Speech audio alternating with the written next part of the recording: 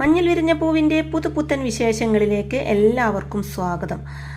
അങ്ങനെ ഡോക്ടർ പറയുന്നുണ്ട്, ഹരിയുടെ അനുമതി വാങ്ങിയിട്ടേ എന്തും ചെയ്യാവൂ, അല്ലെങ്കിൽ അത് ചതിക്കുന്നത് പോലെയാവും, അങ്ങനെ ഒരിക്കലും ചെയ്യരുതെന്നൊക്കെ ഡോക്ടർ പറയുമ്പോൾ മല്ലികാം പറയുന്നുണ്ട്, ശരി ഡോക്ടർ, ഞാനൊന്ന് ആലോചിക്കട്ടെ, എന്നിട്ട് എങ്ങനെ വേണമെന്ന് തീരുമാനിക്കാമെന്ന് പറയുമ്പോൾ മനസ്സിരുത്തി ആലോചിച്ചാൽ മതി, ഒരു വഴി കിട്ടുമെന്ന് പറയുന്നുണ്ട് ഡോക്ടർ. അതിനുശേഷം കാണിക്കുന്നത് ഹരിയും നിരഞ്ജനയും മല്ലികാമയും കൂടി ഇതിനെ പറ്റിയുള്ള ചർച്ചയിലാണ് കേട്ടോ. മല്ലികാം പറയുന്നുണ്ട്, ഹരിയെ ചിത്തു വെറുക്കണം, അതിനെ പറ്റിയ ഒരു പ്ലാൻ ആണ് ഉണ്ടാക്കേണ്ടതെന്ന് പറയുമ്പോൾ ഉടനെ തന്നെ നിരഞ്ജന ഞാനൊരു വഴി പറയാമെന്ന് പറയുമ്പോൾ നീയോന്ന് മല്ലികാമയും ഹരിമയും ഒരുമിച്ച് ചോദിക്കുന്നുണ്ട് കേട്ടോ.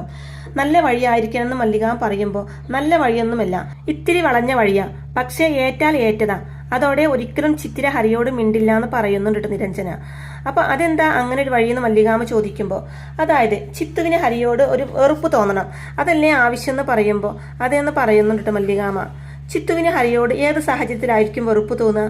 ഹരി മറ്റൊരു പെൺകുട്ടിയുമായി അടുപ്പത്തിലാണെന്ന് വരുമ്പോഴല്ലേ എന്ന് ചോദിക്കുമ്പോൾ അങ്ങനെ ഒരു അവസ്ഥ വന്നാൽ ചിത്തുവിന് ദേഷ്യം വരും അല്ലേ എന്ന് മല്ലികാമ ഹരിയോടായിട്ട് ചോദിക്കുമ്പോൾ അപ്പൊ ഹരി പറയുന്നുണ്ട്, അതിന് ഞാൻ വേറെ ഒരു പെൺകുട്ടിയുമായി അടുപ്പത്തിലാവേണ്ടേന്ന് ഹരി ചോദിക്കുമ്പോൾ അല്ല, പക്ഷേ ആണെന്ന് നമ്മൾ വരുത്തും, നീ മറ്റൊരാളെ പ്രേമിക്കുന്നു, അയാൾ നിന്നെയും പ്രേമിക്കുന്നു നിരഞ്ജന പറയുന്നതും അങ്ങനെ ഒരു സംഭവം ഇല്ലല്ലോ, എന്തിനാ വെറുതെ ഇല്ലാത്തതിനെ കുറിച്ച് ആലോചിക്കുന്നതെന്നൊക്കെ ഹരി ചോദിക്കുമ്പോൾ എന്റെ ഹരി അങ്ങനെ ഒരു സംഭവമില്ല, ഉണ്ടെന്ന് നമ്മൾ വരുത്തുന്നു എന്നാ പറഞ്ഞത്, ആർട്ടിഫിഷ്യലായിട്ട് കൃത്രിമമായിട്ടെന്നൊക്കെ നിരഞ്ജന പറയുമ്പോൾ ആരാ പെൺകുട്ടിയെന്ന് ഹരി ചോദിക്കുന്നതും ഞാൻ എന്ന് പറയുന്നുണ്ട് നിരഞ്ജന.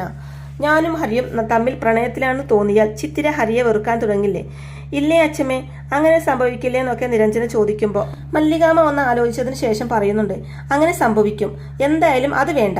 അതെ, ചിത്തുവിനെ രക്ഷിക്കാൻ വേണ്ടി നീ ഇങ്ങനെ ഒരു നാടകം കളിക്കണ്ട, അത് നീയും ഹരിയും ശരിയാവില്ല, നമുക്ക് വേറെ എന്തെങ്കിലും വഴി ആലോചിക്കാന്നൊക്കെ മല്ലികാമ പറയുമ്പോൾ എന്റെ അച്ഛമ്മേ, ഇതിലൊരു പ്രശ്നവുമില്ല, വെറും അഭിനയമല്ലേ നിരഞ്ജന പറയുമ്പോൾ വേണ്ടാന്ന് ഞാൻ പറഞ്ഞല്ലോ, ഒരു പ്രണയത്തിൽ നിന്ന് രക്ഷപ്പെടാൻ അടുത്ത പ്രേമം, ഇതൊന്നും ശരിയാവില്ല, അച്ഛമ്മ ഇതിനൊന്നും കൂട്ടു നിൽക്കില്ല എന്ന് മല്ലികാമ പറയുമ്പോൾ എനിക്കും താല്പര്യമില്ല എന്ന് ഹരിയും പറയുമ്പോൾ വേറെ ഒരു വഴിയും കിട്ടാനിട്ടല്ലേ നിരഞ്ജന പറയുമ്പോൾ അതെ, ഒന്നും കൂടി ആലോചിച്ചാൽ കിട്ടുന്ന മല്ലികാമ പറയുന്നതും കിട്ടിയാൽ നമുക്ക് ആ വഴി തിരഞ്ഞെടുക്കാം, കിട്ടിയില്ലെങ്കിലോ നിരഞ്ജന തിരിച്ചു ചോദിക്കുമ്പോൾ കിട്ടും, നമ്മളൊന്ന് തല പുകച്ചാൽ മതി എന്ന് പറയുന്നുണ്ട് മല്ലികാമ. അപ്പൊ ഹരി നിരഞ്ജനയോടായിട്ട് പറയുന്നുണ്ട്, അങ്ങനെയൊന്നും നീ തമാശയ്ക്ക് പോലും ചിന്തിക്കേണ്ട, അത് നടക്കില്ല എന്ന് പറയുന്നുണ്ട് ഹരി. അപ്പൊ അത് കേൾക്കുന്ന നിരഞ്ജന പറയുന്നുണ്ട്, ഷെടാ, നിങ്ങളുടെയൊക്കെ പറച്ചിൽ കേട്ടാൽ തോന്നുമല്ലോ ഇത് എനിക്ക് വേണ്ടി ചെയ്യാണെന്ന്, വേണ്ടെങ്കിൽ വേണ്ട, വേറെ വഴി കിട്ടുമെന്ന് നോക്കാം, പക്ഷേ കിട്ടണമെന്ന് പറയുന്നുണ്ട് നിരഞ്ജന. അതിനുശേഷം കാണിക്കുന്നത് ഹരി ഈ വിവരങ്ങളൊക്കെ ഭാർഗവൻ ചേട്ടനെ അറിയിക്കുമ്പോൾ ഭാർഗവൻ ചേട്ടൻ പറയുന്നുണ്ട്, ഒരു സൈക്കോളജിക്കൽ ബോസ് ചിത്രിയുടെ മനസ്സിൽ നിന്ന് നീ പോവാൻ മറ്റൊരു പ്രേമം സൃഷ്ടിക്കുക, അതും കൃത്രിമ പ്രേമം, വാക്സിനേഷന്റെ ടെക്നിക്ക് കള്ളരേഖ ഉണ്ടാക്കി ശരീരത്തെ പറ്റിക്കും, അപ്പോൾ പ്രതിരോധ ശക്തി ഉണ്ടാകും എന്നൊക്കെ പറയുന്നുണ്ട് കേട്ടോ. തുടർന്ന് യെസ് മൂളിയില്ലേ എന്ന് ചോദിക്കുമ്പോൾ ഹരി പറയുന്നുണ്ട്, അതൊന്നും വേണ്ട ചേട്ടാ, അതൊന്നും ശരിയാവില്ല എന്ന് പറയുമ്പോൾ എന്താ ശരിയാവാത്തത്? എടാ, നിരഞ്ജനയ്ക്ക് സമ്മതമല്ലേ എന്ന് ചോദിക്കുമ്പോൾ അവൾക്ക് സമ്മതമാണോ അല്ലയോ എന്നല്ല ഇവിടുത്തെ പ്രശ്നം, അത്തരം വളഞ്ഞ വഴികളൊന്നും വേണ്ടെന്ന എന്റെ തീരുമാനം എന്ന് പറയുന്നുണ്ട് ഹരി.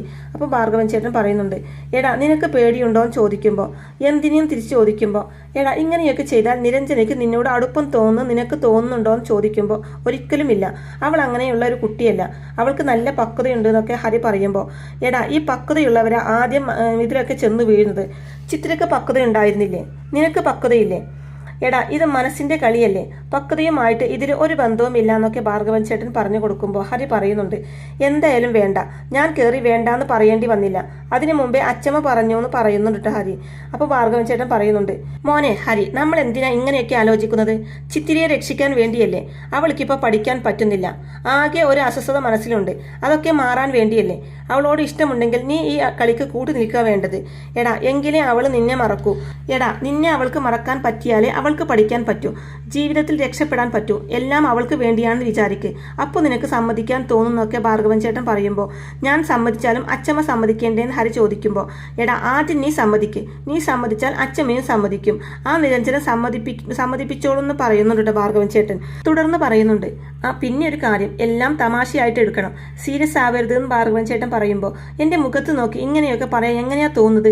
ഞാനൊരു പെണ്ണിനെ മാത്രമേ ഇതുവരെ സ്നേഹിച്ചിട്ടുള്ളൂ, അത് ചിത്രയാണ്, ആ സ്ഥാനത്ത് മറ്റൊരു പെണ്ണിനെ കാണാൻ എനിക്ക് പറ്റില്ല, ഒരിക്കലും പറ്റില്ല എന്ന് തീർത്ത് പറയുന്നുണ്ട് കേട്ടോ ഹരി ഭാർഗവൻ ചേട്ടനോടായിട്ട്.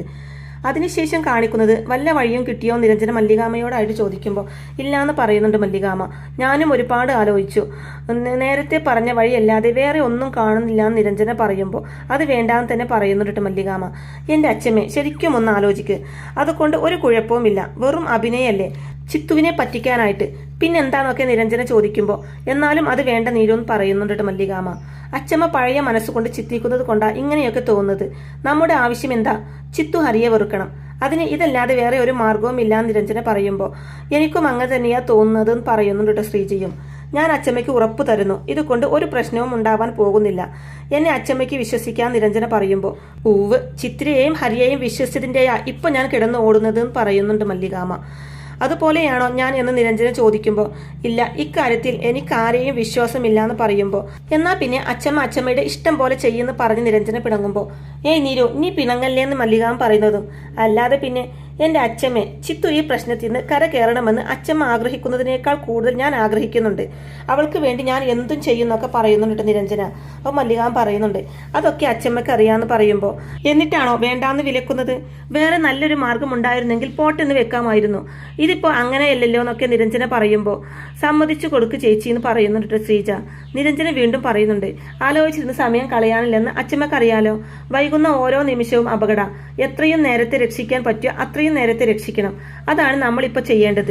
മറ്റൊന്നും ആലോചിക്കാനില്ല. എന്നെ അനുഗ്രഹിക്കുക, ഹരിയെയും. ഞങ്ങൾ നാടകം കളിച്ച് രക്ഷിച്ചോളാം ചിത്തുവിനെ. ഇത് അവസാനത്തെ ചാൻസ് അച്ഛമ്മേ, സമ്മതിക്ക്, നമ്മളിത് ജയിക്കും. നമുക്ക് നമ്മുടെ പഴയ പഠിത്തക്കാരെ ചിത്തുവിനെ തിരിച്ചു കിട്ടുന്നൊക്കെ നിരഞ്ജന പറയുമ്പോൾ മല്ലികാമ്മ സമ്മതിക്കാണ് കേട്ടോ, വേറെ നിവൃത്തിയില്ലാതെ. വേറെ ഒരു കുഴപ്പവും ഉണ്ടാവില്ല എന്ന് നീ എനിക്ക് ഉറപ്പ് തരണമെന്ന് മല്ലികാമ്മ പറയുമ്പോൾ ഇല്ല, ഒരു കുഴപ്പവും ഉണ്ടാവില്ല എന്ന് ഉറപ്പ് കൊടുക്കുമ്പോൾ വിശ്വസിക്കാവോ എന്ന് മല്ലികാമ്മ വീണ്ടും ചോദിക്കുമ്പോൾ വിശ്വസിക്കാമെന്ന് പറയുന്നുണ്ട് നിരഞ്ജന. മനസ്സുകൊണ്ട് ഇഷ്ടമുണ്ടായിട്ടൊന്നുമല്ല, നിങ്ങൾ നിർബന്ധിക്കുന്നത് കൊണ്ടാ, വേറെ വഴിയില്ലാത്തത് കൊണ്ടൊന്നും പറയുന്നുണ്ട് മല്ലികാമ്മ. അപ്പോൾ നിരഞ്ജന പറയുന്നുണ്ട് അച്ഛമ്മ വിഷമിക്കേണ്ട, ഈ പ്ലാൻ വിജയിക്കുന്നു ഉറപ്പ് കൊടുക്കുന്നുണ്ട് നിരഞ്ജന. അതിനുശേഷം കാണിക്കുന്നത് ചിത്തിര രാവിലെ ഉറങ്ങി എണീക്കുമ്പോൾ നിരഞ്ജനെ അവിടെ കാണില്ല കേട്ടോ. അപ്പൊ ഇവളിതെവിടെ പോയിന്ന് വിചാരിച്ച് ചിത്തിര നേരെ മല്ലികാമ്മയുടെ അടുച്ചെന്ന് നീര് എവിടെ അച്ഛമ്മയെന്ന് ചോദിക്കുമ്പോൾ അവള് രാവിലെ എണീറ്റ് അമ്പലത്തിൽ പോകുന്നത് കണ്ടുവെന്ന് മല്ലികാമ്മ പറയുന്നതും അമ്പലത്തിലോ? അവളോ? ഇന്നലെ കിടന്നപ്പോഴും ഒന്നും പറഞ്ഞില്ലല്ലോ എന്ന് പറയുന്നുണ്ട് ചിത്തിര. മല്ലികാമ്മ പറയുന്നുണ്ട് അതറിയില്ല, തൊഴുതിട്ട് വരാമെന്ന് പറഞ്ഞ് ഒരൊറ്റ പോക്കായിരുന്നു എന്ന് മല്ലികാമ്മയും. ഞാൻ കൂടെ ചെല്ലാന്ന് പറഞ്ഞിട്ട് സമ്മതിച്ചില്ല എന്ന് ശ്രീജയും പറയുന്നുണ്ട്. അപ്പൊ ചിത്തിര അതെന്താ അവൾ ഒറ്റയ്ക്ക് പോയതെന്ന് ചിത്തിര ഇങ്ങനെ ചോദിക്കുമ്പോൾ ആർക്കറിയാം, നിന്റെ അല്ലേ പ്രായം, നിലാവത്ത് അഴിച്ചുവിട്ട കോഴിയെ പോലെയാണല്ലോ നിങ്ങളുടെയൊക്കെ നടത്തം. ഞാനെങ്ങും അന്വേഷിക്കാൻ പോയില്ല എന്ന് പറയുന്നുണ്ട്.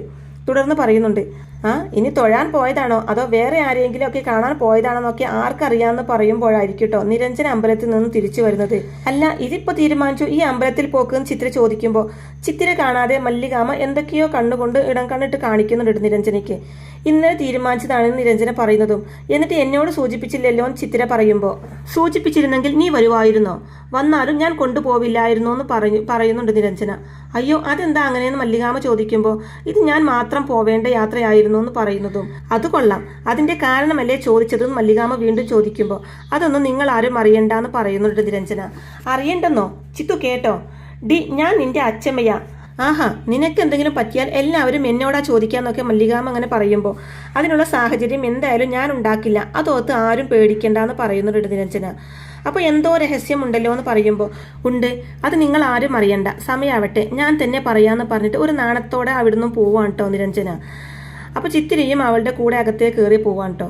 മല്ലികാമ്മ ശ്രീജയോടായിട്ട് പറയുന്നുണ്ട് പോയിട്ടുണ്ട് നീ ചെന്ന് നോക്കുമെന്ന് പറയുന്നുണ്ട് കേട്ടോ മല്ലികാമ്മ ശ്രീജയോടായിട്ട്.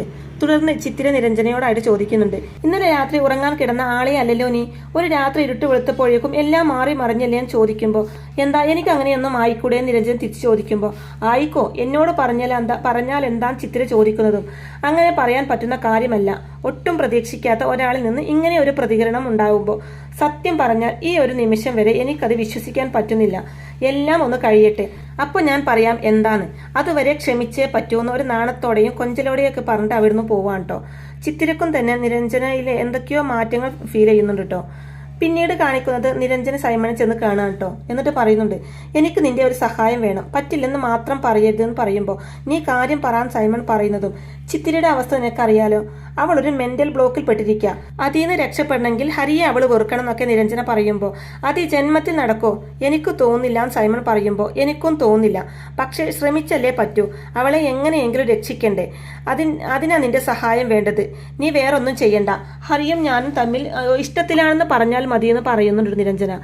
എന്നിട്ട് വേണം ഹരിയുടെ ഇടി എനിക്ക് കിട്ടാന്ന് സൈമൺ പറയുമ്പോൾ ഒന്നും സംഭവിക്കില്ല, അത് ഞാൻ ഗ്യാരണ്ടി എന്നൊക്കെ നിരഞ്ജന പറയുമ്പോൾ ശരി അങ്ങനെ പറഞ്ഞു എന്നിരിക്കട്ടെ. പറഞ്ഞാൽ എന്ത് സംഭവിക്കുന്ന നീ കരുതുന്നതെന്ന് സൈമൺ ചോദിക്കുമ്പോൾ ചിത്തു പിന്നെ ഹരിയെ വെറുക്കാൻ തുടങ്ങില്ലേ? വെറുത്താൽ നമ്മൾ രക്ഷപ്പെട്ടു. അവൾ വീണ്ടും പഠിത്തത്തിലേക്ക് തിരിച്ചു വരുമെന്ന് പറയുന്നുണ്ട് നിരഞ്ജന. നേരെ എതിര് സംഭവിച്ചാലോ? അവൾ വീണ്ടും ഡൗൺ ആയാലോ എന്ന് സൈമൺ ചോദിക്കുമ്പോൾ അതിനുള്ള സാധ്യത കുറവാ സൈമ. കാരണം ഈ നിമിഷം വരെ അവളുടെ ഉള്ളിലെ ഹരി സുഹൃത്ത് മാത്രം, കാമുകനല്ല. കാമുകനായിട്ട് അവൾ ഹരിയെ കണ്ടിരുന്നെങ്കിൽ നീ പറയുന്നത് ശരിയാ, ഡൗൺ ആയേനെ. ഇങ്ങനെയല്ലല്ലോ എന്നൊക്കെ നിരഞ്ജന പറയുമ്പോൾ എന്നാലും ഒന്നുകൂടി ആലോചിച്ചിട്ട് പോരെന്ന് സൈമൺ ചോദിക്കുമ്പോൾ ആലോചിച്ചു. മറ്റൊരു വഴിയും കാണാതായപ്പോഴാ ഈ വഴി നോക്കാമെന്ന് വിചാരിച്ചത്. നീ പറഞ്ഞാൽ ചിത്തുവിന് വിശ്വാസമാവും. അത് ശരിയാണെന്ന് അവൾ അന്വേഷിക്കുമ്പോൾ ശരിയാണെന്ന് ഞാൻ പറഞ്ഞോളാം എന്നൊക്കെ നിരഞ്ജന പറയുമ്പോൾ ടീനേജാണ്, ചിത്രിയാണെന്നൊക്കെ സൈമൺ പറയുന്നതും സൈമ നീ പറയുന്നത് മാത്രം അനുസരിച്ചാൽ മതി, നിന്റെ ബുദ്ധി ഇതിലുപയോഗിക്കേണ്ടെന്ന് പറയുന്നുണ്ട് നിരഞ്ജന. തുടർന്ന് ഈ പറയാൻ പോകുന്നതിൽ വല്ല സത്യവും ഉണ്ടോ എന്ന് സൈമൺ ഒരു സംശയം ചോദിക്കുമ്പോൾ നീയും ഹരിയും തമ്മിൽ അടുപ്പത്തിലാണോ എന്നൊക്കെ ചോദിക്കുമ്പോൾ കുനിയാൻ വയ്യ, ഇല്ലെങ്കിൽ കാലിലെ ചെരുപ്പ് ഊരി അടിച്ചേനെ ഞാൻ എന്ന് പറയുന്നുണ്ട് നിരഞ്ജന. അപ്പോൾ സൈമൺ പറയുന്നുണ്ട് ശരി ശരി ഓക്കെ ഞാൻ ഏറ്റു, ഇന്ന് തന്നെ ഓപ്പറേഷൻ നടത്തിയിരിക്കുന്നു ഉറപ്പ് കൊടുക്കുന്നുണ്ട് സൈമൺ. അതിനുശേഷം കാണിക്കുന്നത് സൈമൺ ചിത്രയോട് പറയുന്നുണ്ട് നിനക്ക് ഇങ്ങനെ തന്നെ വേണം. വിഷപ്പാമ്പിനെയാണല്ലോ നീ ഇത്രയും കാലം പാല് കൊടുത്ത് വളർത്തിയത്. നിന്റെ സ്ഥാനത്ത് ഞാനെങ്ങാനും ആയിരിക്കണമായിരുന്നു എങ്കിൽ ഞാൻ അവളെ എന്റെ വീട്ടിൽ നിന്ന് അടിച്ചിറക്കി വിട്ടേനെ. കൂടെ നിന്നിട്ട് വഞ്ചിക്കാന്ന് പറയുമ്പോൾ അവളെയൊക്കെ എന്ത് ചെയ്യണം എന്നൊക്കെ സൈമൺ ഇങ്ങനെ പറയുമ്പോൾ നിനക്കെന്താ വട്ടുണ്ടോന്ന് ചിത്ര ചോദിക്കുമ്പോൾ വട്ടെനിക്കല്ല നിനക്കാ. എല്ലാം അറിഞ്ഞിട്ടും ഒന്നും അറിയാത്ത പോലെ നടക്കാൻ പറ്റുന്നുണ്ടല്ലോ, അത് വട്ടല്ലെങ്കിൽ പിന്നെ എന്താന്ന് ചോദിക്കുന്നുണ്ട് സൈമൺ. ദേ സൈമ, അല്ലെങ്കിൽ തന്നെ പല പ്രശ്നങ്ങളുടെയും നടുക്കാൻ ഞാൻ, നീയും കൂടെ ഇങ്ങനെ തുടങ്ങല്ലേ? എന്താ നിന്റെ പ്രശ്നം? ആരെക്കുറിച്ച് നീ പറയുന്നതൊക്കെ ചിത്ര ചോദിക്കുമ്പോൾ അപ്പോൾ നീ ഒന്നും അറിഞ്ഞില്ലേ, നീരൊന്നും പറഞ്ഞില്ലേ എന്നൊക്കെ സൈമൺ തിരിച്ചു ചോദിക്കുമ്പോൾ ഇല്ല എന്ന് ചിത്ര പറയുന്നതും ഓ അപ്പോൾ രഹസ്യമായിട്ടാണല്ലേ പരിപാടി. എടി നീരും ഹരിയും തമ്മിൽ ഇഷ്ടത്തിലാണെന്ന് സൈമൺ പറയുന്നതും ആര് തമ്മിലെന്ന് ചിത്ര ചോദിക്കുന്നതും നീരും ഹരിയും തമ്മിൽ. ഹരി വാശി കാണിച്ചതാവാനാണ് സാധ്യത. പക്ഷേ നീരു അവൾ ഇങ്ങനെ ചെയ്യാൻ പാടുണ്ടോ? അവൾക്കെല്ലാം അറിയാവുന്നതല്ലേ എന്നൊക്കെ പറയുന്നുണ്ട് സൈമൺ. അപ്പോൾ ചിത്തിര ഞാൻ വിശ്വസിക്കത്തില്ല എന്ന് പറയുമ്പോൾ സത്യ, അല്ലെങ്കിൽ ഞാൻ വന്ന് പറയോ അവരെ ഹൃദയം കൈമാറി കഴിഞ്ഞെന്നൊക്കെ സൈമൺ പറയുന്നതും അതൊക്കെ ഭയങ്കര ചിലവുള്ള സംഗതിയല്ലേ സൈമ, ഈ ഹൃദയം കൈമാറില്ലെന്ന് ചിത്തിര പറയുമ്പോൾ ആണ്. പക്ഷേ അവര് നിസ്സാരമായിട്ട് ഒപ്പിച്ചു. നിനക്ക് എന്തായാലും ഹരിയോട് ഇഷ്ടമൊന്നുമില്ലല്ലോ, ഉണ്ടാവാഞ്ഞ നന്നായി. കണ്ടില്ലേ ഒരെണ്ണം ബ്രേക്കപ്പ് ആയില്ല, പിറ്റേന്ന് തന്നെ മറ്റൊന്നിൽ കയറി പിടിച്ചു. അവനൊന്നും ക്യാരക്ടർ ഇല്ല. അവനെയും കുറ്റം പറയാൻ പറ്റില്ല. അവന് ഇഷ്ടമാണെന്ന് പറയാൻ കാത്തിരിക്കായിരുന്നല്ലോ നിരഞ്ജന. യെസ് പറയാന്നൊക്കെ സൈമൺ എരിവരി കയറ്റി കൊടുക്കുമ്പോൾ രണ്ടുപേരെയും എനിക്ക് നന്നായിട്ടറിയാം. നിന്നെ ആരോ പറ്റിച്ചിരിക്കുക. നീ കേട്ട വാർത്ത ഒരിക്കലും സത്യമായിരിക്കില്ല എന്നൊക്കെ പറയുന്നുണ്ട് ചിത്തിര. അപ്പോൾ സൈമൺ പറയുന്നുണ്ട് ശരി നീ അങ്ങനെ വിശ്വസിച്ചോ, രണ്ട് കൈയും കൂട്ടിയടിക്കാതെ ശബ്ദമുണ്ടാവില്ല നിനക്കറിയാലോ. ഞാനിപ്പോൾ വന്ന് പറഞ്ഞത് സത്യമാണെങ്കിൽ ഇന്നല്ലെങ്കിൽ നാളെ നിനക്കത് മനസ്സിലാവും. അപ്പോൾ നീ വിശ്വസിച്ചാൽ മതിയെന്ന് പറയുന്നുണ്ട് സൈമൺ. തുടർന്ന് പറയുന്നുണ്ട് ഒന്നാലോചിച്ചാൽ നിന്നെ ചതിച്ചത് നിരഞ്ജനയല്ല ഹരിയ. നിന്നെ ഇഷ്ടമാണെന്ന് പറഞ്ഞ അതേ നാവ് കൊണ്ട് എങ്ങനെ അവന് നിരഞ്ജനയെ ഇഷ്ടമാണെന്ന് പറയാൻ തോന്നി? വെറുക്കണം ചിത്തു, അവനെ മനസ്സിൽ തന്നെ കളയണം. വൃത്തികെട്ടവൻ, അവനൊരു ആണാണെന്നൊക്കെ ചോദിച്ചുകൊണ്ട് സൈമണിനെ കൊണ്ട് കഴിയും വിധം ചിത്രയുടെ മനസ്സിളക്കി മറിക്കുന്നുണ്ട് കേട്ടോ.